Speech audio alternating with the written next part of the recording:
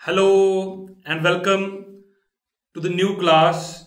अज आप Gauss law शुरू करन जा रहे हैं बेटा, तीजा चैप्टर अपना। एंड होपफुली पिछले सारे चैप्टर तुसी देख चुके हो। तो शुरू करते हैं बेटा।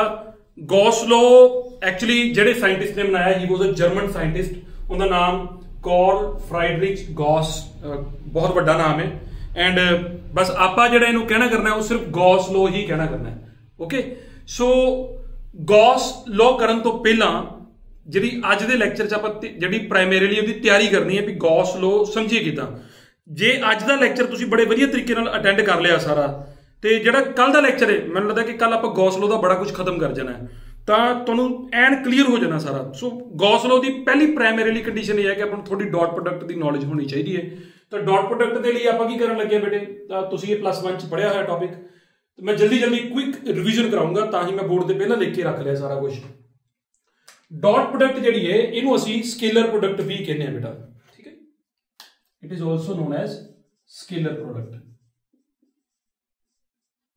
कारण लेटर दसदा की होंदा है, जी दो वैक्टर की डॉट है ना उन्होंने आ लिखा जाता है ए बी कॉस थीटा। मतलब दोनों वैक्टर जेडे ने आ दो वैक्टर ने, इन्हां दोनों च एंगल थीटा है। तुसीं डॉट किवें लिखोगे, पहले का मैग्नीट्यूड, फिर दूजे का मैग्नीट्यूड, फिर दोवां दे विच आ वाला एंगल, इनका कॉस ले लेना, ठीक है। मैं तुहानूं की डिफरेंट दस सकदा बेटे। डिफरेंट ये दस सकदा कि जिन्नी देर तो मैं डॉट प्रोडक्ट नूं देख रहा, मेरे देखण दा नजरिया थोड़ा अलग है। मैं ये बिल्कुल नहीं कहता कि इनू आह कहंदे ने, ठीक है। मेरे कहने का तरीका थोड़ा अलग है। मेरा मनना है कि इनू ये नहीं कहते, इनू असीं ये कहना शुरू करता। तुसीं कहोगे सर दोनों का मतलब तो सेम है, बट गल बड़ी डूंगी है बेटे। मैं कह रहा कि इनू ये कहने वालों तुसीं ये समझो कि इनू असीं ये कहना शुरू करता। जिवें कि for example we all know कि जिवें इत्थे लिखना चाहां कि जिहड़ा a + b दा होल स्क्वायर, जिवें सानू पता कि असीं a² + 2ab + b² जिथे भी लिखे लिखते हैं, असीं कहने कि यार ये एक्चुअली कौन हुंदा है a + b दा होल स्क्वायर। कारण आइडेंटिटी बनाउण दा कारण यह सीगा कि मैथमेटिक्स च आ चीज वारी फ्रीकुएंटली आ रही सी। जिहड़ियां चीज़ां फ्रीकुएंटली आउंदियां ने उन्होंने असीं पढ़न दा एक सौखा ढंग बना लेने आम तौर पर, ठीक है। सो दैट कि साडे लई कन्वीनियंट होवे उन्होंने यूज करना, क्योंकि बार बार आउंदा सी, असीं एक आइडेंटिटी बना के रख ली। सिमिलरली जिहड़ा आ सी आ वाली क्वांटिटी, इहदी जिहड़ी फ्रीकुएंट अकरेंस बार बार आउणा सानू प्रॉम्प्ट कर गया कि इस चीज़ नूं वखरा पढ़िया जाए। तो आपां इहनूं की कहना शुरू करता भी ये डॉट है। हुण बेसिकली इहदा मतलब की है ये समझ लिया आपां, क्यों एवें कहा, ठीक। इंटरस्टिंग तो यही है ना। तो मैनूं ये लगता है कि जे तुसीं इत्थों एक परपेंडिकुलर ड्रॉ करो, तो यू ऑल नो कि जे आह ए वैक्टर है तो ए दा आ किहड़ा कंपोनेंट होएगा जिहड़ा बिल्कुल थीटे दे नाल हुंदा, जिहड़ा थीटे दे बिल्कुल नाल कंपोनेंट हुंदा कौन हुंदा ए cos theta. Is that okay. जे मैं हुण बेटे ए cos थीटा नूं यानी कि ए दा जिहड़ा इधर कंपोनेंट है ओनू एंड इहदे मैग्नीट्यूड नूं मल्टीप्लाई करदा, तो ए की बन गया एक्चुअली ए, तो ए भी cos थीटा बन गया। इसे चीज का नाम की रख दिता गया a.b। मतलब असीं आपदे आप नूं किवें समझाउणा है कि एक वैक्टर दा दूजे वैक्टर दी डायरेक्शन च कितना इफेक्ट आया, कितना कंपोनेंट आया, ओ इनटू जिहड़ा दूजा वैक्टर है उनका मैग्नीट्यूड। इन्हां दोनों चीज़ां नूं मल्टी यानी कि ए आप ते दूजा दी डायरेक्शन च कितना, इन्हां दोनों नूं मल्टीप्लाई कर दो, ये साडी डॉट होती है। ओके, मैं तो देखिया कि इनकी जिहड़ी फ्रीकुएंट अकरेंसी बार बार आउणा वो किवें, जिवें तुसीं एक सिंपल एग्जांपल मैं तुहानूं दिंदा एंड बहुत सारियां तुसीं with the course of time पढ़ते जाना होर भी। जिवें असीं ये सीखिया कि वर्क किद्दां कड्ढीदा। सानू पता है कि जो फोर्स आ लाउने आ ते डिस्प्लेसमेंट आ हुंदा है, ते सानू ये कहा जाता है कि जिहड़ा वर्क हुंदा बराबर हुंदा F.S। एक्चुअली एवें ना समझो तुसीं इदां सोचो कि देखो भाई कि ये वाली फोर्स ये वाला डिस्प्लेसमेंट करा रही है, तो टेक्निकली नो, पता कौन करा रहा है। जेकर मान लो कि आ वाला एंगल थीटा है, तो फोर्स दा इधर जिहड़ा कंपोनेंट आ रहा है, कितना आ रहा है बेटे वो F cos theta. This component is responsible for this displacement. तो असीं बोलांगे वर्क पता कितने बराबर होएगा, जेडी फोर्स डिस्प्लेसमेंट करा रही है वो F cos थीटा है इनटू डिस्प्लेसमेंट कौन है S। समझ आई। हुण ये जिहड़ा बन गया, ये देखो ये बन गया F S cos theta. And क्योंकि बार बार यही आउंदा सीगा, असीं इहनूं की कह सकते हैं भी ये कौन है एक्चुअली F.S। ओके, एवें पढ़न नाल साडा काम सौखा हो गया, ठीक है। सानू समझ लग गई कि जिहड़ियां इहदे च दोनों क्वांटिटीज इन्वॉल्वड ने वो दोनों वैक्टर्स ने and they are inclined at an angle theta. Is that okay, clear होई तुहानूं गल।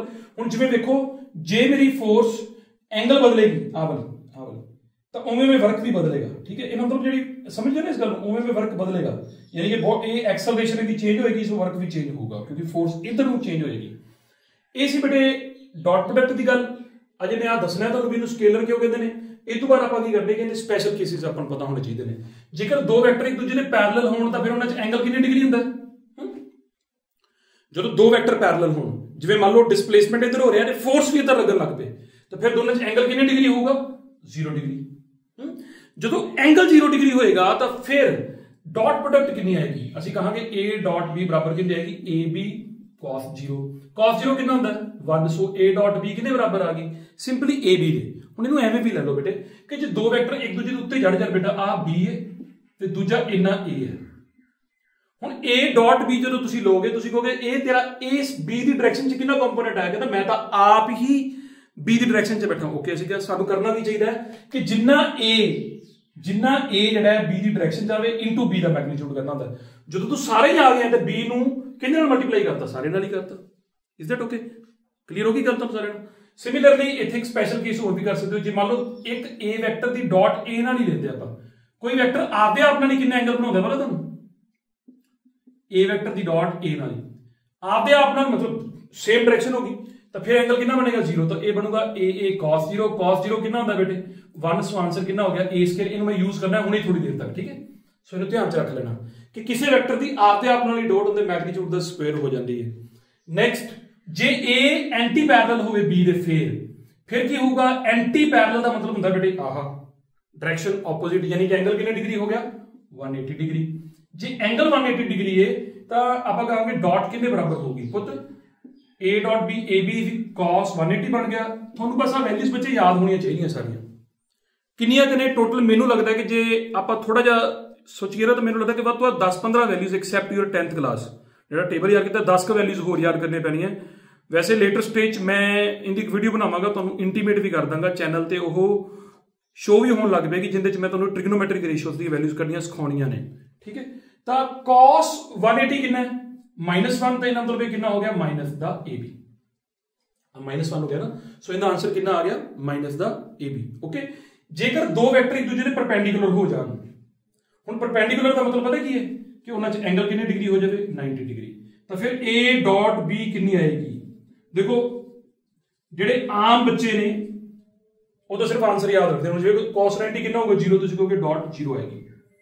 वधिया लोग ने जिहड़े वो इन्हां चीज़ों नूं जींदे ने, उन्हां नूं समझ आउंदी कि इहदा मतलब की, जिवें वर्क वाले केस च इहनूं समझ के देखियो, जेकर मेरी फोर्स इधर ना लग के ऐ नूं लगी हुंदी, इन दिस केस आ वाला एंगल कितनी डिग्री बनता 90 डिग्री है ना। जेकर ये एंगल 90 हुंदा, हुण ए वाली फोर्स ए वाला डिस्प्लेसमेंट करवा ही नहीं सकती। दोबारा बोला, ए वाली फोर्स ए वाला डिस्प्लेसमेंट नहीं करा सकती। क्यों बोला, क्योंकि ये फोर्स तुसीं किसी भी ऑब्जेक्ट नूं, मान लो कोई ऑब्जेक्ट इधर मूव कर रहा है ना, जो इधर मूव कर रहा है, जे तुसीं ऊपर फोर्स लाओगे वो वाली फोर्स ए वाले डिस्प्लेसमेंट च कभी भी कंट्रीब्यूट नहीं करेगी। मैथमेटिकली स्पीकिंग तुसीं कहो सर भी जे एंगल 90 तो एफ का इधर कितना कंपोनेंट जाएगा, एफ cos 90। cos 90 कितना होता है 0, सो एक्चुअली फोर्स का इधर कोई कंपोनेंट ही नहीं जा रहा, इस करके वर्क कितना आ रहा है 0 आ रहा है। सो इदा समझा करो कि तुसीं कहो सर ਇਹ ਹੁੰਦਾ ਵੀ ਇੱਕ ਜਣਾ ਆਪ ਤੇ ਦੂਜਾ ਜਣਾ ਉਹਦੀ ਡਾਇਰੈਕਸ਼ਨ ਚ ਕਿੰਨਾ ਗਿਆ ਉਹਦੀ ਮਲਟੀਪਲਾਈ, ਜਦੋਂ ਦੋਨੇ ਪਰਪੈਂਡੀਕੁਲਰ ਹੋ ਜਾਣਗੇ ਤੇ ਦੂਜਾ ਜਣਾ ਇਹਦੀ ਡਾਇਰੈਕਸ਼ਨ ਚ ਜਾਏਗਾ ਹੀ ਨਹੀਂ, ਫਿਰ ਡਾਟ ਕਿੰਨੀ ਆ ਜਾਏਗੀ 0। Okay, and these are very important things, very simple. ਜੇ ਤੁਹਾਨੂੰ ਇਹ ਆ ਗਿਆ ਤੇ ਇਹ ਆ ਜਾਣਾ। ਇਹ ਕੀ ਲਿਖਿਆ ਬਣਾ आई कैप ਦੀ ਡਾਟ आई कैप ਨਾਲ। ਹੁਣ ਤੁਸੀਂ ਜਿਹੜੇ ਲੈਕਚਰ ਅਟੈਂਡ ਕਰ ਚੁੱਕੇ ਹੋ ਓਕੇ, ਜਿਨ੍ਹਾਂ ਨੇ ਨਹੀਂ ਕੀਤਾ ਉਹ ਇੰਨੀ ਗੱਲ ਯਾਦ ਰੱਖੋ, ਆ ਕੈਪ ਕੂਪ ਚ ਬਹੁਤਾ ਜ਼ਿਆਦਾ ਕਨਫਿਊਜ਼ ਹੋਣ ਦੀ ਲੋੜ ਨਹੀਂ ਹੈਗੀ। ਕੈਪ ਦਾ ਸਿੰਪਲ ਮਤਲਬ ਹੈ ਕਿ ਡਾਇਰੈਕਸ਼ਨ। ਹੁਣ ਜੇ आई कैप कही है तो आई कैप का मतलब है एक्स एक्सिस की डायरेक्शन। सो तुसीं दो डायरेक्शनां दी डॉट लई है। ਹੁਣ ਜਿਹੜਾ ਇਹ डायरेक्शन है ਤਾਂ मैग्नीट्यूड पता कितना ਹੁੰਦਾ 1, क्योंकि यूनिट वेक्टर ਨੂੰ ਅਸੀਂ 1 मैग्नीट्यूड ਲੈਂਦੇ ਆ। तो डॉट किने को ली दी है, डॉट का फॉर्मूला पहले का मैग्नीट्यूड दूजे का मैग्नीट्यूड cos ऑफ एंगल, पहले का मैग्नीट्यूड दूजे का मैग्नीट्यूड ते cos ऑफ एंगल कितना बेटे cos 0, ते cos 0 भी कितना होता 1। सो आंसर कितना आ गया 1। एक होर ढंग भी सी जे तुसीं ध्यान नाल सुनी है मेरियां गल्लां दा, किसी दी आप दे नाल ही डॉट उहदे मैग्नीट्यूड दा स्केयर हुंदी है ना। ਹੁਣ ਜੇ ਤੁਸੀਂ आई कैप भी डॉट आई कैप ਨਾਲ ਲਓਗੇ, ਇੱਕ ਸੌਖਾ ਢੰਗ ਇਹ ਵੀ ਸੀਗਾ ਕਿ ਤੁਸੀਂ ਕਹੋ ਵੀ आई कैप ਤੇਰਾ ਮੈਗਨੀਟਿਊਡ ਕਿੰਨਾ ਹੁੰਦਾ ਉਹਦਾ ਸਕੁਅਰ ਕਰ ਦਿੰਦੇ ਬਸ। ਉਹ ਕਹਿੰਦਾ ਕਿ ਮੇਰਾ ਮੈਗਨੀਟਿਊਡ ਕਿੰਨਾ ਹੁੰਦਾ 1 ਸੀਗਾ, ਫਿਰ ਠੀਕ ਹੈ 1 ਦਾ ਸਕੁਅਰ ਹੋਣਾ ਸੀ 1 ਆ ਗਿਆ। सिंपली। सो चाहे तुसी जे कैप दी डॉट जे कैप नाल कड्डो, चाहे के कैप दी के कैप नाल डॉट कड्डो, आंसर कितना आएगा 1। नाउ व्हाट अबाउट दिस, दस सकदे हो आंसर की आएगा? सोचो, आई कैप दी डॉट जे कैप नाल आ एक्स एक्सिस दी, ओहो टोपी किधर गई है दी, इन्हां दोनों दी डॉट आ एक्स एक्सिस दी डायरेक्शन है, आ वाई एक्सिस दी, एंड सिमिलर इहदी भी टोपी गई चली। इन्हां आंसर दसो।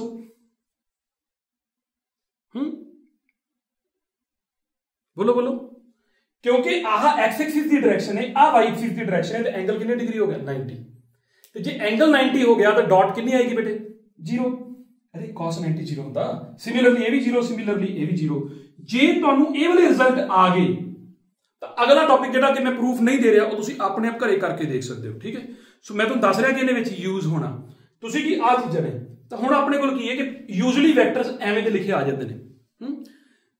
बहुत छोटी मेहनत है जिहड़ा न्यूमेरिकल पार्ट है, जिहड़ा मैथमेटिक्स वाला पार्ट है, उहदे च बहुत थोड़ी मेहनत करनी पैंदी, ज़्यादा मेहनत नहीं करनी पैंदी। गल्लां नूं जे आपां समझण लग पे, ध्यान नाल समझ आउण लग पिया, मतलब मेरे एक्सपीरियंस तो मैं ये गल सीखी है कि कुछ बच्चों नूं ऐ लगदा है कि कईयां नूं ऐ लगदा होगा कि फिजिक्स बहुत सौखी है, कईयां नूं ये थोड़ी बहुती औखी लगदी हो सकदी क्योंकि मैथमेटिकल पोर्शन दे करके। हुण तुसीं बेटे जदों +1 च साइंस रखी सी, तुहानूं साल हो गया इस साइंस नूं रखिया नूं, तुसीं अगले साल दे विच हुण आ चुके +2 दे विच, एक साल पूरा तुसीं सारियां डेरिवेशनां करदे रहे, एंड तुहाडा काम है आपकी कमियां नूं दूर करते जाना। ते कमियां दूर कदों होणगियां जदों तुसीं एफर्ट लाओगे।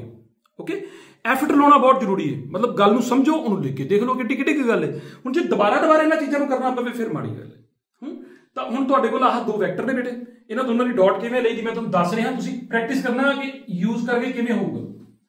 हुण ए डॉट बी किवें लईदी, इदां दे वैक्टरां दी बड़ा सौखा ढंग है। जिहड़े आई कैप दे कोफिशिएंट ने इन्हां नूं बोलीदा कोफिशिएंट्स, ये जिहड़े कोफिशिएंट्स ने कोरस्पोंडिंग इन्हां नूं आपस च मल्टीप्लाई कर दो, ठीक है। यानी कि इन्हां नूं इहनूं मल्टीप्लाई करोगे तो कितना बनूगा x1 x2, इन्हां दोहां नूं मल्टीप्लाई करोगे तो कितना होगा y1 y2, इन्हां दोहां नूं मल्टीप्लाई करोगे तो कितना होगा z1 z2, इन्हां सारिਆਂ नूं की कर दो प्लस, ये डॉट है, ठीक है।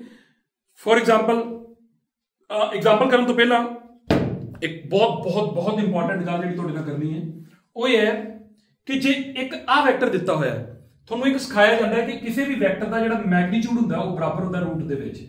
की करोगे, पहले दा आई कैप दे कोफिशिएंट दा स्क्वायर, फिर जे कैप दे कोफिशिएंट दा स्क्वायर, फिर के कैप दे कोफिशिएंट दा square. Is it visible to you?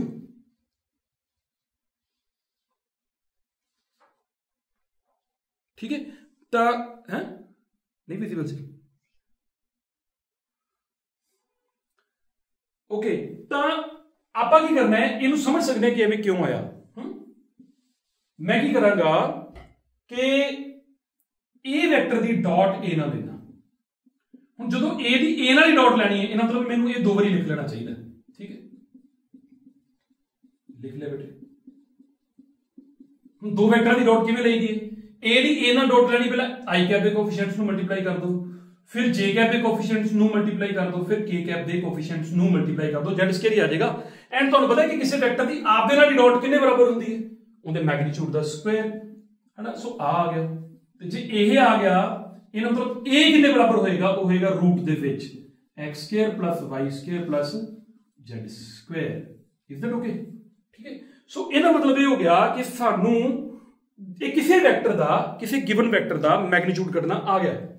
तुसीं सिर्फ इन्नी गल ते कंसंट्रेट करो कि इस वैक्टर दा मैग्नीट्यूड मैं तुहानू आह दसदा, एंड किवें दस्सिया यूजिंग डॉट प्रोडक्ट, ठीक है। जल्दी जल्दी 2 क्वेश्चंस ने, जे आप कर दो तो बहुत अच्छी गल है, एंड फिर तुहानू जे एक आंसर मैं देना है, दिता नहीं हैगा शुरू तो जिहड़ा मैं कहा सी, इन्हां दोहां दी डॉट लैनी है। इहदा प्रैक्टिस लईए बेटे, जल्दी जल्दी कर दो, ऑरली कर दो यार, किड्डी की गल है। इन्हां ए डॉट बी किवें लोगे, इन्हां दोहां नूं मल्टीप्लाई करोगे, है ना। मैं इत्थे कर रहा बेटे, आ वाला, इन्हां दोहां नूं मल्टीप्लाई करोगे तो कितना आएगा 10, इन्हां दोहां नूं मल्टीप्लाई करोगे तो कितना आएगा -9, इन्हां दोहां नूं मल्टीप्लाई करोगे तो कितना आएगा +8, है ना। तो कितना बन गया, ये बन गया 18, 18 चो 9 के बाकी कितना आ गया 9। Is that okay? क्लियर हो गया? जेकर एवें दिता होवे, डॉट कटन नूं कहा गया होवे, तो फिर आप सिंपल फॉर्मूले ले जावांगे आ वाले ते। ਅਸੀਂ कहांगे भी यार देख a डॉट b हुंदी है a b cos theta, a कितना 5, b कितना साडा 7 ते cos 60 कितना हुंदा है हाफ, ते जे हाफ होएगा तो 35 दा हाफ 35 का हाफ हो गया बेटे 17.5। अरे cos 60 बेटा हाफ होंगे 35 ये हो गया 35/2 हो गया तो 35 का हाफ हो गया 17.5। हुण लास्ट गल करके फिर आपां इहनूं खत्म करते हैं कि जिहड़े साडे दोनों आंसर आए ने, चाहे आ लाओ चाहे बेटे आ लाओ, सिर्फ तुहाडी इंट्यूशन जगाउणा ये भला दोने नंबर नहीं आ गए, आम नंबर आ गए तो तुसीं इदां कहोगे भी जदों भी दो वैक्टरां दी डॉट लई दी ना, जिहड़ा आंसर आउंदा इत्थे वैक्टर्स ने देखो, लेकिन जिहड़ा आंसर आउंदा किवें दा आउंदा, एक स्केलर आउंदा। ठीक है, वो जेकर दो फिजिकल क्वांटिटीज ने जिन्हां दे यूनिट्स हैगे ने तो तुहाडे कोल कोई यूनिट होंदे आ जाणगे, लेकिन आएगी स्केलर क्वांटिटी, इधर कोई डायरैक्शन नहीं आउणी। इस करके दो वैक्टरां दी डॉट लई जांदी पर जिहड़ा आंसर आउंदा वो की हुंदा है, स्केलर हुंदा है। इस करके इहदा नाम आपां स्केलर प्रोडक्ट भी कहने, क्योंकि इहदा आंसर स्केलर है। ओके, क्लीयर हो गया। सो पुੱਤ इहनूं करदे आं आपां इरेज। तो नैक्सट टॉपिक तुहाडे कोल बेटा एरिया वैक्टर बारे पढ़ना। पहला तो तुसीं सोच के हैरान होंदे होवोगे भी आ की सर ने पाता भी एरिया सानू तो पढ़ाया गया भी वो स्केलर हुंदा है, तो हुण सर तुसीं ये कह रहे हो भी एरिया जिहड़ा वो की हो गया, वैक्टर क्वांटिटी हो गया। एक्चुअली ये साडा असीं आपदे कन्वीनियंस लई बनाया है, इहदी लोड़ पेगी, इहदी लोड़ क्यों पई वो आपां नूं थोड़ी देर तक पता लग जाएगा भी एक्चुअली इहदी लोड़ क्यों पई एरिया, पर उस तों पहलां आपां नूं समझना पेगा भी बनाया आपां। हुण एरिया वैक्टर किदां दा वैक्टर है, ऑफकोर्स जिहड़ा वैक्टर हुंदा ना बेटे उहदे बारे मैनूं दो गल्लां करनियां पैंदियां। पहले नंबर ते मैनूं उहदे मैग्नीट्यूड बारे दसना पेगा भी किदां दा हुंदा, ते दूजे नंबर ते मैनूं उहदी की दसनी पेगी, डायरैक्शन।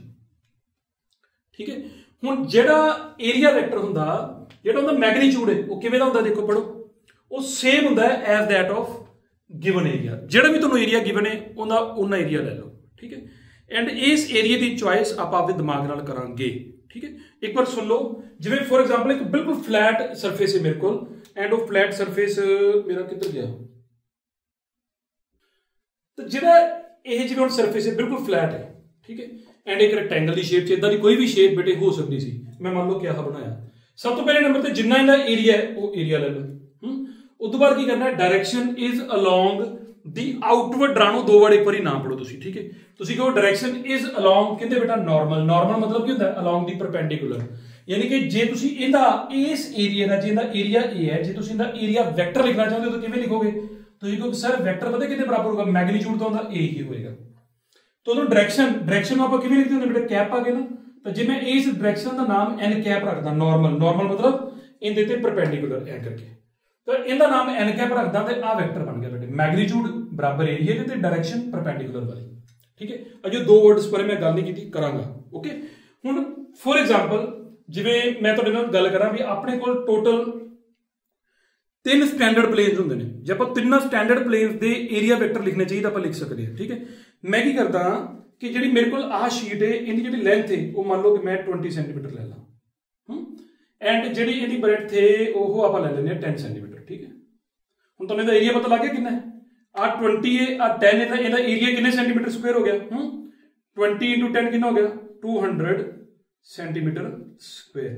हुण मेरे कोल तीन किहड़े-किहड़े स्टैंडर्ड प्लेन हुंदे ने बेटे, वो ध्यान नाल देखियो। मैं की करदा कि इदां सोच लेना कि भी एक एक्सिस इत्थे जिहड़ी तुहानूं बोर्ड ते दिख नहीं रही वो एन है। ठीक है, उहदा नाम आपां रख लेने एक्स एक्सिस। ठीक है, ये तुहाडी होगी एक्स एक्सिस, आ तुहाडी होगी वाई एक्सिस ते आ तुहाडी होगी जेड एक्सिस। डन। हुण ये किहड़ी एक्सिस है, एक्स आ वाली। हुण हो सकदा है कि जिहड़ा तुहाडा ये एरिया वाला ये इदां पिया होवे, जिवें हुण इस फिगर च भी पिया, जिवें मैं एरिया वेक्टर लिखना चाहां इहदा तो मैं किवें लिखां, किवें लिखांगा भला, ਅਸੀਂ ਕਹਾਂਗੇ देखो जी एरिया तो हैगा 200 सेंटीमीटर स्क्वायर, आ वाली दी गल करदा, ਜਦੋਂ ਆਪਾਂ ਕਹਾਂਗੇ area is in X Y plane. ठीक है, पहला केस है अपना, तो उदों एरिया वेक्टर कितने बराबर होगा, वो 200 सेंटीमीटर स्क्वायर का इहदा एरिया हो गया। हुण इहदी डायरेक्शन किधर जाएगी बेटा, जो ਆਪਾਂ ਇਹ रखांगे एक्स वाई प्लेन च, आ बेटे आ वाला एक्स वाई प्लेन ਹੁੰਦਾ, तो डायरेक्शन किधर जाएगी, आ इधर ਨੂੰ ਕਿਹੜਾ axis, Z axis, Z axis ਦੀ डायरेक्शन ਦਾ ਨਾਮ ਕੀ ਹੁੰਦਾ, के कैप। सो इन्ने एक मिनट इन्ने पहला सेंटीमीटर स्क्वायर ते नाल की आ जाएगा के कैप, या उल्टा के कैप पा के सेंटीमीटर स्क्वायर पा दो, थोड़ी मर्जी है। राइट, सो ये तुहाडा ए वेक्टर हो गया एक वाला। हुण दूजा बनवाओ। हुण हो सकता है कि तुहाडी शीट ऐ पई हुंदी बेटे इदां। ठीक है, फिर जेकर शीट ऐ रख देता तो नॉर्मल किधर बनाउणा सी, बाहर नूं ऐ करके। फिर आपां एरिया वेक्टर किवें लिखदे, ए वाला किहड़ा प्लेन है बेटे, आ वाला, इहनूं असीं बोलदे वाई जेड प्लेन।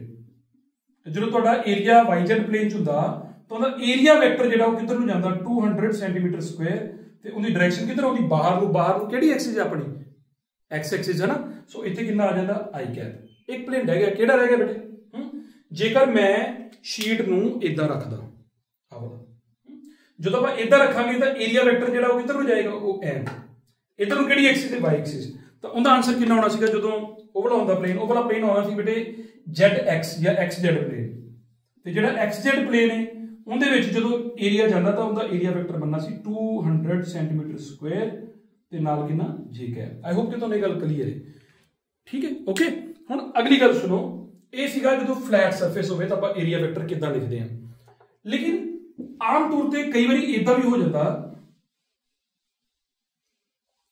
ਕਿ ਆਪਣੇ ਕੋਲ ਜਿਹੜਾ ਏਰੀਆ ਹੈ ਜਿਹੜੀ ਸ਼ੀਟ ਹੈ ਜਿੰਨਾ ਆਪਾਂ ਕੱਢਦੇ ਉਹ ਟੇਢਾ ਮੇਢਾ ਹੋਵੇ ਠੀਕ ਹੈ ਫੋਰ ਐਗਜ਼ਾਮਪਲ ਜਿਵੇਂ ਤੁਸੀਂ ਮੇਰੇ ਕੋਲ ਆ ਦੇਖੋ ਆ ਮੇਰੇ ਕੋਲ ਇੱਕ ਸ਼ੀਟ ਹੈ ਠੀਕ ਹੈ ਹੁਣ ਇਦਾਂ ਮੰਨ ਲਓ ਕਿ ਆਹ ਹੈ ਹੁਣ ਮੈਂ ਇਹਦਾ ਏਰੀਆ ਵੈਕਟਰ ਕਿਵੇਂ ਲਿਖਾਂ ਦੱਸੋ ਇਹ ਤਾਂ ਟੇਢਾ ਮੇਢਾ ਸਾਰੇ ਪਾਸੇ ਉਲਟਾ ਪੁਲਟਾ ਤਾਂ ਇਹਨਾਂ ਏਰੀਆ ਵੈਕਟਰ ਲਿਖਣ ਦੇ ਲਈ ਹੁਣ ਪੰਗਾ ਪੈ ਗਿਆ ਆਪਾਂ ਨੂੰ ਹੁਣ ਮੈਂ ਕਿਉਂ ਨਹੀਂ ਲਿਖ ਸਕਦਾ ਤੁਹਾਨੂੰ ਸਮਝ ਗਈ ਇਸ ਗੱਲ ਦੀ ਰੀਜ਼ਨ ਇਹ ਹੈ ਕਿ ਜੇ ਮੈਂ ਇਹਦੇ ਤੇ ਪਰਪੈਂਡੀਕੂਲਰ ਡਰਾਅ ਕਰਾਂ ਤਾਂ ਇਹਦੇ ਤੇ ਪਰਪੈਂਡੀਕੂਲਰ ਹੀ ਬਹੁਤ ਸਾਰੇ ਡਰਾਅ ਹੋ ਸਕਦੇ ਇੱਥੇ ਇੱਧਰ ਨੂੰ ਜਾਏਗਾ ਇੱਥੇ ਇੱਧਰ ਨੂੰ ਇੱਕ ਡਾਇਰੈਕਸ਼ਨ ਨਹੀਂ ਹੈਗੀ ਇਹਦੇ ਉੱਪਰ ਡਰਾਅ ਕੀਤੇ ਸਾਰੇ ਪਰਪੈਂਡੀਕੂਲਰ ਦੀ ਡਾਇਰੈਕਸ਼ਨ ਸੇਮ ਸੀਗੀ ਸੋ ਤਾਂ ਆਪਾਂ ਇੱਕ ਡਾਇਰੈਕਸ਼ਨ ਅਸਾਈਨ ਕਰ ਪਾਏ ਇਹਨੂੰ ਮੈਂ ਇੱਕ ਡਾਇਰੈਕਸ਼ਨ ਹੀ ਨਹੀਂ ਅਸਾਈਨ ਕਰ ਸਕਦਾ ਇਨ ਸੱਚ ਕੇਸਿਸ ਫਿਰ ਆਪਾਂ ਕਿਵੇਂ ਡੀਲ ਕਰਾਂਗੇ ਇਨ ਸੱਚ ਕੇਸਿਸ ਕੁਆਇਟ ਓਬਵੀਅਸ ਹੈ कि आप की करांगे इनका छोटा जिहा पोर्शन ना करांगे बेटे ठीक है मान लो जिवें यही सीगा मैं इत्थे छोटा जिहा पोर्शन ले लिया इन्ना है इहदे तो जिहड़ा यूनिट वैक्टर किधर चला गया एम कैप ए नूं चला गया जे मान लो कि मैं इधरले पासे ले लैंदा ऐ करके इहदे तो यूनिट वैक्टर किधर चला गया जिवें इहदा नाम n1 दवां इहदा नाम n2 दवां तो इहदा मतलब है कि जे आह वाले एरिया दा नाम ds1 रखदा ते इह वाले एरिया दा नाम ds2 रखदा एंड मैं मान लेना कि आ दोनों जिहड़े हिस्से ने दोनों बराबर ने मैग्नीट्यूड च यानी कि एरिया दोनों ds ने मैग्नीट्यूड तो फिर ds1 किवें लिखांगे ds1 वेक्टर वो बराबर होएगा मैग्नीट्यूड दा भाई ds है जिवें बेटे इहदे जिहड़े जिन्ने भी स्क्वायर जे ने ये सब दा एरिया लगभग सेम जे आपां ले लईए लेकिन जिहड़ा इहनां नाल वेक्टर एसोसिएटेड होएगा वो सब च अलग-अलग होएगा ठीक है तो मैं ये मनदा कि सब दा एरिया तो ds है आ नाम वखरे-वखरे क्यों पाए ने क्योंकि डायरेक्शन अलग-अलग ने तो मैग्नीट्यूड ds हो गया ते इहदी डायरेक्शन किधर है बेटा n1 कैप ते दूजा ds2 हो गया उनकी डायरेक्शन के लिए dsn2 cap so okay clear हो गया तुहानू इहदा मतलब है कि एक कदों लगे करेगा जो फ्लैट सरफेस ऑन करनगे ते एक कदों लगे करेगा जो टेढ़े मेढ़े सरफेस होंगे so it is always better to choose small areas and associate an area vector to that small area ठीक है अगली गल चलते हैं कि डेफिनेशन सारी गल मैं कवर कर गया बेटे पक्का अजे तक सारी गल कवर नहीं की है ना की पोर्शन रह गया आ ये बारे गल नहीं की तुहाडे नाल इहदी लोड़ कदों पे करेगी हुणे सुनो आउटवर्ड ड्रॉन नॉर्मल बड़ा जरूरी हो जाता है एंड मैं वैसे इहनूं थोड़ा जिहा इदां भी लेना कि नॉर्मल असी कई जगह ने तो आउटवर्ड ड्रॉन लांगे कई जगह ने आपदे कन्वीनियंस के हिसाब नाल लांगे जिथे सानूं लगदा है कि साडी कैलकुलेशन एवें सौखी है फॉर एग्जाम्पल मैं अजे तुहाडे नाल एक गल लुको भी गया जिवें आई है हुण इहदा एरिया वेक्टर किधर जाएगा बेटा जिहड़े इहदे परपेंडिकुलर होवे लेकिन इहदे परपेंडिकुलर दीयां भी दो डायरेक्शनां ने एक आ वाली ते एक नीचे नूं भी जा सकती सी है ना बट ये तुहानूं मैं with the course of time दसांगा कि दोनों च आपां नूं किहड़ी कन्वीनियंट है वो आपां लै ला करांगे ठीक है अज ही इहनूं आपां यूज कर लांगे तो सुनियो कि आउटवर्ड ड्रॉन नॉर्मल की लोड़ कदों पैंदी है फिर अपना एरिया वेक्टर जिहड़ा वाला टॉपिक है ये खत्म होया हुण मान लो कि सरफेस बेटा इदां है टेढ़ा मेढ़ा जिहा पता नहीं कि ये अंब जिहा लगदा पिया मैनूं बट तुसीं इहनूं इदां ला लो कि जिहड़ी ये जिवें आ मेरे कोल जाली है मैं इहनूं टेढ़ा मेढ़ा मतलब इहदी शेप बिल्कुल टेढ़ी मेढ़ी है इदां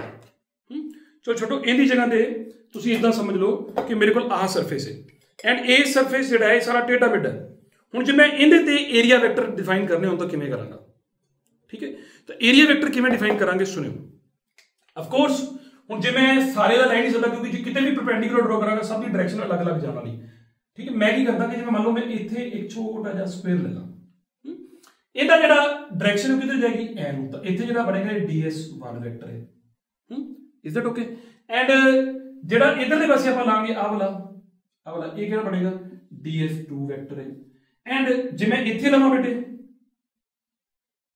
ये ds3 वेक्टर है लेकिन ध्यान नाल नोट करो मैं जिन्ने भी वेक्टर बनाए ने उन्हां च खास गल मेंटेन की है मैं कोई भी वेक्टर बेटा ए नहीं बनाया कि मैं इत्थे एक सरफेस लिया जिवें छोटा जिहा हुण मैं डी ए नहीं बनाउणा कदी भी ਅਸੀਂ कदी भी एवें नहीं करांगे एंड ਤੁਹਾਨੂੰ ਇਹ ਦੱਸਿਆ कि गॉस लॉ ਦੇ ਵਿੱਚ ਆਪਾਂ ਇਹਨੂੰ यूज करना है एंड इन्हें साडी कैलकुलेशनां नूं ट्रमेंडसली सौखा करता। इन्हां गल्लां ने आपां नूं एक कन्वेंशन तो मननी पेगी ना भी किधर नूं डायरैक्शन लैनी है, इहदा फायदा तुहानूं आपे समझ आ जाएगी हुणे। तो आपां की कीता कि आउटवर्ड ड्रा नॉर्मल लिया, यानी कि नॉर्मल दो पॉसिबल सी, बाहर नूं भी अंदर नूं भी। असीं किहड़ा लिया बाहर वाला नॉर्मल। एंड इहदा फायदा की है ये आपां हुणे थोड़ी देर तक जान पावांगे, पर तुसीं इस गल नूं समझ लो कि जिवें हुण क्लोज्ड सरफेस आ गया, जिद्दां मेरे कोल आही क्लोज्ड सरफेस है, हुण इहदे ते जे मैं इत्थे एक एरिया वैक्टर बनाउणा होवे इस जगह ते, तो मैनूं किधर नूं लैना पेगा, वो एन बाहर अंदर नूं ही लैना। ठीक है, जे मैं आ नैक जे इत्थे जे करना होवे तो फिर किधर नूं आएगा, एन नूं आएगा। Is it okay? समझ ना गल, एन सारे पासे बाहर नूं, बथेरा गंद मारता आपां। सो आई होप कि तुहानूं एरिया वैक्टर का कॉन्सैप्ट जिहड़ा है वो क्लीयर है। तो चलदे हैं नैक्सट टॉपिक वाल। तो हुण जदों आपां डॉट प्रोडक्ट बारे पढ़ लिया, एरिया वैक्टर बारे पढ़ लिया बेटा, हुण जिहड़ा अगला टॉपिक है अपना वो इलैक्ट्रिक फ्लक्स है एंड गॉस थ्योरम जिहड़ी है वो सारी इलैक्ट्रिक फ्लक्स ते बेस्ड है। तो उहदे बारे जानांगे। It is very easy. जे आपां गल करिए कि अपनी लाइफ दे विच एक आम इनवॉल्व होने वाला यह कॉन्सैप्ट जो आपां पहलां आम भी इहदे बारे सुनिया होया कदी ना कदी। हुण बेटे फ्लक्स जिहड़ी ना एक लैटिन वर्ड है, तो क्यों ये लैटिन वर्ड है, इहदा मतलब जिहड़ा है वो हुंदा टू फ्लो। ठीक है, यानी कि कुछ फ्लो करता हो तो आप उत्थे बोलते हैं फ्लक्स। जिवें जदों रिवर्स विच नहरां विच पानी वगदा हुंदा है तो उत्थे वाटर दी फ्लक्स हुंदी है, जां आपां कहने कि उहदा वॉल्यूम फ्लक्स है, सही वर्ड बोलां दा।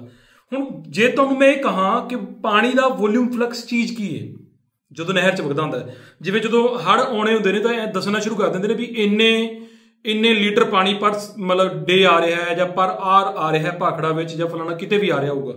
तो आपां नूं तो आइडिया लगता है कि आपां नूं प्रिकॉशनस की लैणियां पैणगीਆਂ। ठीक है, जां रिवर करंट किन्ना है उहदे तो आइडिया लग जाता भी किन्ने लीटर पानी पर सैकेंड उहदे चों चल रहा है। उहनूं कड्ढण लई की करोगे? क्वाइट ऑबवियस है कि तुसीं जेकर किसी भी रिवर का फ्लो कढ़ना है, यानी कि वॉल्यूम फ्लक्स करनी है, तो तुसीं पता की करोगे भी किन्ने लीटर पानी चल रहा है पर सैकेंड, उहदे लई एक लूप लैके जिवें आ वाली। ठीक है, पानी मान लो कि तुसीं इमेजिन करो वो सारा इधर नूं आ रहा पूरा मेरे वाल नूं। मैं की कीता कि उहदे विच इदां लिजा के इहनूं रखता बेटे, एंड जिवें ही रखिया तो आप इस तो बाद की करना है कि आप घड़ी आपके कोल रखनी है, टिक प्रेस करना है। आपको पता है कि पानी की स्पीड कितनी, किवें पता लगेगा कि एक सैकेंड के विच किन्ने जिहड़ा पानी वो इत्थों चल के कितना पहुंच जाता है, यानी कि उसकी स्पीड आपको पता है। जे आप इत्थों ये कैलकुलेट कर सकीए भी किन्ने लीटर पानी इस एरिए चों पर सैकेंड निकल रहा है, जब मैं तुहानूं जे थोड़ा जिहा होर समझाउणा चाहां तो इहनूं इदां समझो कि आप रख ली। हुण पानी की स्पीड मान लो कि 20 है, ओके, एंड जिहड़ा इहदा एरिया बेटे वो ए है। V नूं मान लो कि तुसीं जिवें मान लो 5 मीटर पर सैकेंड है, एंड जिहड़ा लूप रखिए वो आप रखिए से 2 मीटर स्क्वेयर की एडी वड्डी लूप रखती है आपां। हुण मैनूं जे कोई कहे भी किन्ने लीटर पानी इहदे विचों पर सैकेंड लंघ रहा है, तो मेरा आंसर है कि उहदा आंसर है AV। हुण इवें किवें तुसीं सॉल्व करके देखो, यही दसूगा ये। V नूं जदों इत्थे भरोगे तो 5 मीटर पर सैकेंड, A नूं भरोगे तो 2 मीटर स्क्वेयर। सो आंसर की बनिया बेटे 10 मीटर क्यूब पर सैकेंड। मीटर क्यूब की चीज होंगी भला, ये होंदा वॉल्यूम। इन्ना मतलब इन्ना वॉल्यूम पर सैकेंड इहदे विचों लंघ रहा है। Is that okay? सो ये एक तरीका है जो आप वॉल्यूम फ्लक्स करते हैं। सिमिलरली एक फ्लक्स होर है। हुण तुसीं सारे जने मैनूं देख पा रहे हो ना, जे मैं इहदे नेड़े आह कड़ा करदा, हुण जिन्ना तुहानूं इहदे विचों मेरा फेस दिख रहा है, दिख रहा ना सारिਆਂ ਨੂੰ, एंड ये मेरे वालों आ रही लाइट फ्लक्स जिहड़ी तुहाडे तक आ रही है। Is that okay? क्योंकि मैं लाइट रेस भेजदा हूं, लाइट रेस इहदे चों निकल के तुहाडे वाल नूं आ रही हैं। जे मैं इस लूप नूं छोटा करदा, एडा के लै ला, तो पक्की गल है कि इहदे चों तुहानूं मेरा फेस घट दिखेगा। Is that okay? सो जिहड़ी ये लाइट आ रही है आपां बोलदे हां लाइट दी फ्लक्स है। Is that okay? उवें ही पुੱਤ आपां जिहड़ी फ्लक्स पढ़न जा रहे हैं वो हैगी इलैक्ट्रिक फ्लक्स। इलैक्ट्रिक फ्लक्स सानूं ये आइडिया देगी किसी जगह ते एक्चुअली जिवें आपां कह सकते हैं कि कितना फील्ड स्ट्रोंग है भी उहदे तो आइडिया लग सकता है। More electric flux from any area, मतलब मोर फील्ड, उत्थे ज़्यादा फील्ड स्ट्रोंग है। जिवें तुसीं आपां ये पढ़ चुके हैं पहलां भी कि जे अपने कोल एक पॉइंट चार्ज होवे, वी नो दिस कि एक पॉइंट चार्ज दे करके जे पॉजिटिव होवे तो इलैक्ट्रिक फील्ड लाइन्स बेटा इदां हुंदियां, एंड सिमिलरली इधर भी होणगियां। वी नो कि जिहड़ा कोई भी पॉइंट चार्ज हुंदा उहदे नेड़े फील्ड लाइन होंदी है क्राउडेड फील्ड लाइन का मतलब है कि स्ट्रोंग फील्ड है। जिवें जिवें यही फील्ड लाइन जिवें उन्होंने इत्थे नेड़े ने, जिवें जिवें अगे जा रही की हो रही दूर जाने का मतलब है विरलियां हो गई, तो उत्थे फील्ड भी की कर गया, घट गया। सो फील्ड नूं एक विजुअलाइज करने का तरीका यह भी है कि जो इलैक्ट्रिक फील्ड लाइन्स विरलियां हो जान तो असीं बोलते हैं कि फील्ड वीक हो गया, नहीं तो स्ट्रोंग है। ओके, ठीक है। हुण इसे गल नूं ਹੁਣ ਜਿਵੇਂ ਮੈਂ ਇੱਥੇ ਬੇਟੇ ਇਹ ਬਣਾਇਆ ਆ, ਮੈਂ ਤਿੰਨਾਂ ਫਿਗਰਸ ਨੂੰ ਡਿਫਰੈਂਸ਼ੀਏਟ ਕਰਦਾ ਕਿ ਮੈਂ ਤਿੰਨ ਤਰ੍ਹਾਂ ਦਾ ਬਣਾਇਆ। ਇੱਕ ਤਰੀਕੇ ਦੀ ਤਿੰਨ ਰਿਵਰ ਨੇ ਸਾਡੇ ਕੋਲ, ਮੰਨ ਲਓ ਆ ਰਿਵਰ ਕਿੱਦਾਂ ਨੇ ਜੇ ਫੀਲਡ ਲਾਈਨ ਤੇ ਬਣਾ ਰਹੀਆਂ ਨੇੜੇ ਨੇੜੇ ਨੇੜੇ ਨੇੜੇ, ਯਾਨੀ ਕਿ ਇੱਥੇ ਇਲੈਕਟ੍ਰਿਕ ਫੀਲਡ ਜਿਹੜਾ ਜ਼ਿਆਦਾ ਸਟਰੋਂਗ ਹੈ, ਉਰੇ ਇਲੈਕਟ੍ਰਿਕ ਫੀਲਡ ਕੀ ਹੈ ਵੀਕ ਹੈ, ਤੇ ਇਹਦੇ ਉਸ ਤੋਂ ਵੀ ਵੀਕ ਹੈ।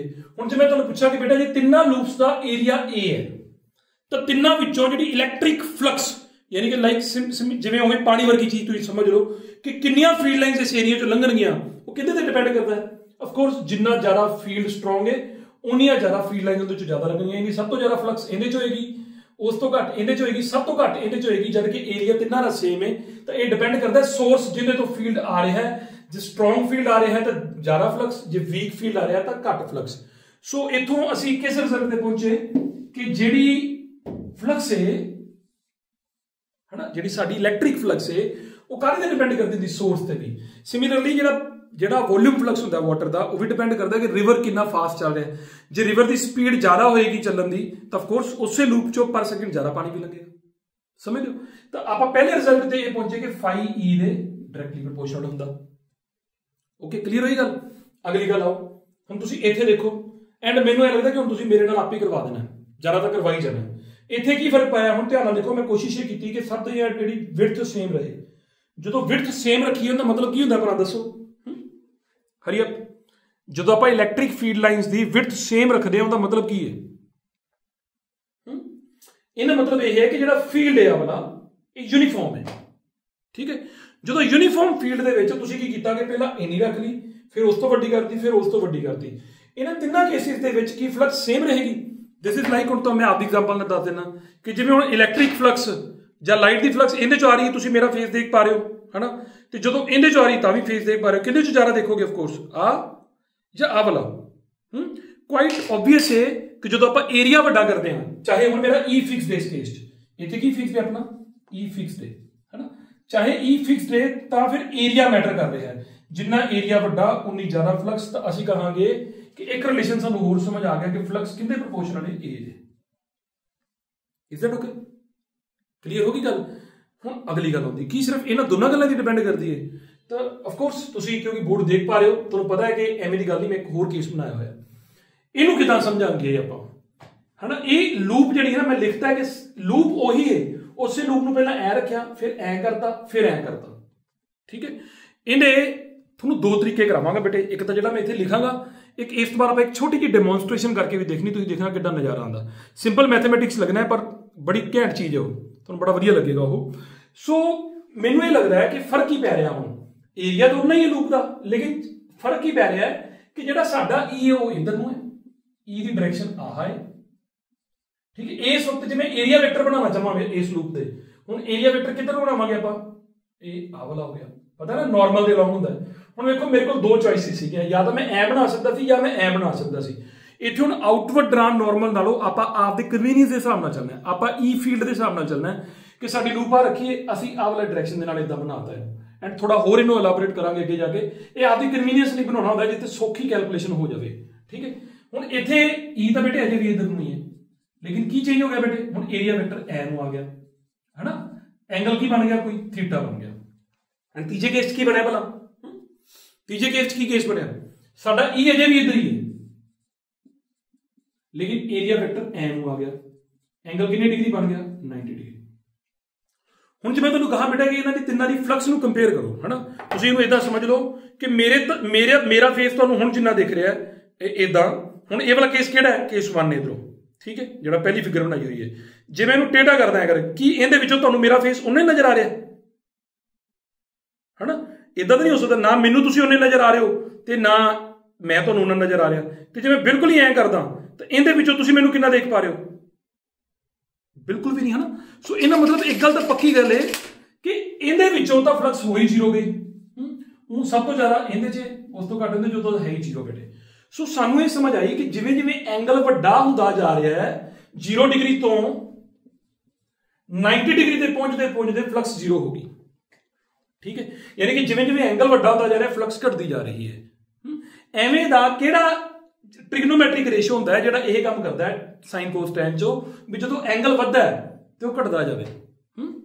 ਉਹ ਜਿਹੜਾ ਹੈ ਉਹ ਹੈਗਾ cos ਥੀਟਾ ਤੇ ਆਪਾਂ ਇੱਥੇ ਲਿਖ ਲੈਂਦੇ ਕਿ φ ਕਿਹਦੇ ਪ੍ਰੋਪੋਰਸ਼ਨਲ ਹੈ ਬੇਟੇ cos ਥੀਟਾ ਦੇ cos ਥੀਟਾ ਦੀਆਂ ਵੈਲਿਊਜ਼ ਤੁਹਾਡੇ ਕੋਲ ਹੈਗੀਆਂ ਨੇ ਤੁਸੀਂ ਚੈੱਕ ਕਰ ਸਕਦੇ ਹੋ ਕਿ ਜਿਵੇਂ ਜਿਵੇਂ ਐਂਗਲ ਵੱਧਦਾ ਜਾਂਦਾ ਹੈ ਉਵੇਂ ਉਵੇਂ cos ਦੀਆਂ ਵੈਲਿਊਜ਼ ਘਟਦੀਆਂ ਜਾ ਰਹੀਆਂ ਹਨ cos 0 1 ਹੈ ਲੇਕਿਨ cos 90 ਤੇ ਜਾ ਕੇ 0 ਹੋ ਗਿਆ ਠੀਕ ਹੈ ਉਲਟਾ ਚੱਲ ਪਏ ਹੁਣ ਇਹਦਾ ਮਤਲਬ ਹੈ ਕਿ ਜੇ ਆਪਾਂ ਇਹਨਾਂ ਤਿੰਨਾਂ ਰਿਜ਼ਲਟਸ ਨੂੰ ਕੰਬਾਈਨ ਕਰੀਏ ਤਾਂ E ਕਿਹਦੇ ਪ੍ਰੋਪੋਰਸ਼ਨਲ ਆ ਗਿਆ ਬੇਟਾ ਸੌਰੀ φ ਕਿਹਦੇ ਪ੍ਰੋਪੋਰਸ਼ਨਲ ਆ ਗਿਆ φ ਪ੍ਰੋਪੋਰਸ਼ਨਲ ਆ ਗਿਆ EA cos ਥੀਟਾ ਦੇ φ ਇਜ਼ ਇਕੁਅਲ ਟੂ ਕੀ ਹੋਣਾ ਚਾਹੀਦਾ ਸੀ ਕੋਈ ਕਾਂਸਟੈਂਟ ਹੋਣਾ ਚਾਹੀਦਾ ਸੀ ਉਹਨੂੰ ਜੇ ਆਪਾਂ 1 ਲੈ ਲਈਏ ਤਾਂ ਕਿੰਨਾ ਹੋ ਗਿਆ EA cos ਥੀਟਾ ਹੁਣ ਆਪਣੇ ਲੈਕਚਰ ਦੀ ਅੱਜ ਦੀ ਸ਼ੁਰੂਆਤ ਚੋਂ ਮੈਂ ਤੁਹਾਨੂੰ ਇਹ ਕਹਿਣ ਲੱਗਾ ਹੋਇਆ ਆ ਚੀਜ਼ ਬਾਰ-ਬਾਰ ਆ ਜਾਂਦੀ ਹੈ ਕਿਉਂਕਿ ਬਾਰ-ਬਾਰ ਹੀ ਆ ਜਾਂਦੀ ਆ ਵੀ ਵੈਕਟਰ ਹੈ ਹੁਣ ਸਾਨੂੰ ਪਤਾ ਹੈ ਕਿ ਇਹ ਵੀ ਵੈਕਟਰ ਹੈ ਤਾਂ ਇਹਨੂੰ ਅਸੀਂ ਕੀ ਕਹਿਣਾ ਸ਼ੁਰੂ ਕਰਤਾ ਉਵੇਂ ਇਹਨੂੰ ਅਸੀਂ ਕਹਿਣਾ ਸ਼ੁਰੂ ਕਰਤਾ ਕਿ ਇਹ ਐਕਚੁਅਲੀ ਕੌਣ ਹੈ E dot A so flux ਦਾ ਆਹ ਆਪਣੇ ਕੋਲ ਫਾਰਮੂਲਾ ਆ ਗਿਆ ਇਜ਼ ਦੈਟ ਓਕੇ K ਨੂੰ ਅਸੀਂ ਫॉर आवर ਕਨਵੀਨੀਅੰਸ 1 ਲੈ ਲਿਆ so this is E dot A ਇਹਨੂੰ ਆਪਾਂ ਕੀ ਬੋਲਾ ਕਰਾਂਗੇ ਇਲੈਕਟ੍ਰਿਕ ਫਲਕਸ ਓਕੇ ਹੁਣ ਅਗਲੀ ਗੱਲ ਹੁੰਦੀ ਕਿ ਫਲਕਸ ਦੇ ਫਿਰ SI ਯੂਨਿਟ ਕੀ ਬਣਨਗੇ ਬੇਟੇ ਅਜੇ ਮੈਂ ਤੁਹਾਡੇ ਨਾਲ ਹੋਰ ਗੱਲਾਂ ਕਰਨੀਆਂ ਨੇ ਫਿਲਹਾਲ ਇੱਕ ਵਾਰੀ ਛੋਟੀ ਗੱਲ ਪਹਿਲੇ ਸੁਣ ਲਓ SI ਯੂਨਿਟ ਕੀ ਬਣਨਗੇ ਇਹਦੇ ਉਹ ਬਣਨਗੇ ਨਿਊਟਨ ਇਹਦੇ SI ਯੂਨਿਟ ਕੀ ਹੁੰਦੇ ਨਿਊਟਨ ਪਰ ਕੂਲਮ ਤੇ ਨਾਲ ਏਰੀਆ ਦੇ ਕੀ ਯੂਨਿਟ ਹੋਣਗੇ ਮੀਟਰ ਸਕੁਅਰ ਇੱਥੋਂ ਵੇਖ ਲਓ ਆ ਨਿਊਟਨ ਪਰ ਕੂਲਮ ਹੋ ਗਿਆ ਆ ਮੀਟਰ ਸਕੁਅਰ ਹੋ ਗਿਆ ਤੇ cos ਥੀਟਾ ਦੇ ਕੀ ਯੂਨਿਟਸ ਹੋਣਗੇ cos ਥੀਟਾ ਦੇ ਕੀ ਯੂਨਿਟਸ ਹੋਣਗੇ ਬੋਲੋ ਬੋਲੋ ਬੋਲੋ cos ਥੀਟਾ ਦੇ ਕੋਈ ਯੂਨਿਟ ਨਹੀਂ ਹੁੰਦੇ ਤੇ ਥੀਟਾ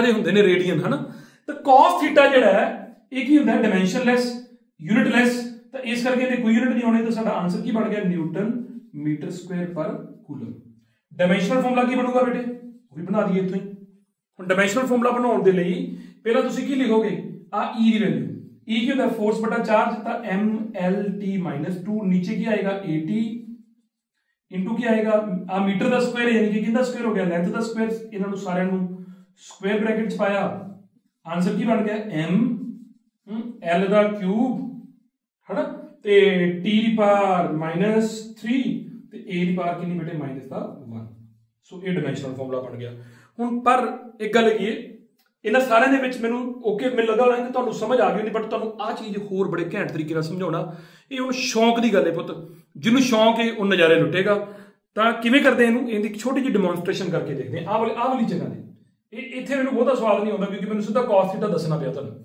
ਤਾਂ ਦੇਖਿਓ ਕਿਵੇਂ ਕਰਦੇ ਇਹਨੂੰ ਆਪਾਂ ਸੋ ਫॉर दैट ਮੈਂ ਕੀ ਕਰਨ ਲੱਗਾ ਮੇਰੇ ਕੋਲ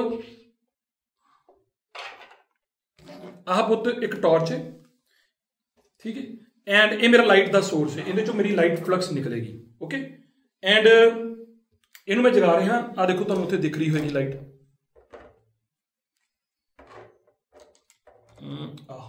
ਓਕੇ ਕਲੀਅਰ ਐਂਡ ਆਪਾਂ ਕੀ ਕਰ ਰਹੇ ਹਾਂ ਮੈਂ ਇਹਦੇ ਸਾਹਮਣੇ ਆ ਇੱਕ ਸਕੁਅਰ